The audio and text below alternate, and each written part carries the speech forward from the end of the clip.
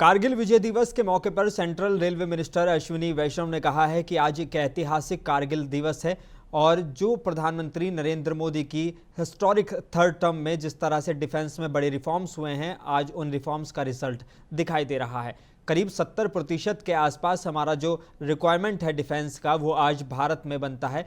भारत के डिफेंस का प्रोडक्शन 1 लाख करोड़ रुपए से अधिक हो गया है। डिफेंस के जो पब्लिक सेक्टर यूनिट्स हैं, उनका वैल्यूएशन आज हाई है। बड़े गौरव की बात है कि भारत में बने डिफेंस उपकरण आज 80 देशों में एक्सपोर्ट हो रहे हैं। आज करीब 25,000 करोड़ से ज़्यादा के एक्सपोर्ट्स हमारे डिफेंस में हो गए हैं। आज ऐतिहासिक कारगिल विजय दिवस है।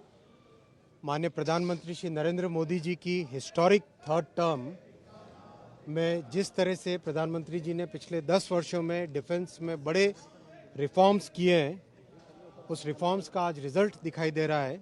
मैं आपके सामने 3 विषय रखूंगा। डिफेंस के प्रोडक्शन में पिछले 10 वर्षों में आत्मनिर्भर हुआ है भारत। करीब 70% के आसपास हमारा जो रिक्वायरमेंट है डिफेंस का, वो आज भारत में ही बनता है।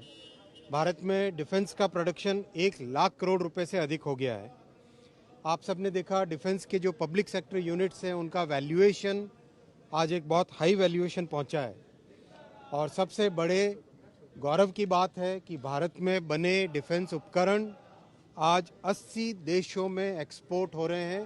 करीब 25,000 करोड़ से ज़्यादा के एक्सपोर्ट्स डिफेंस के हो गए हैं।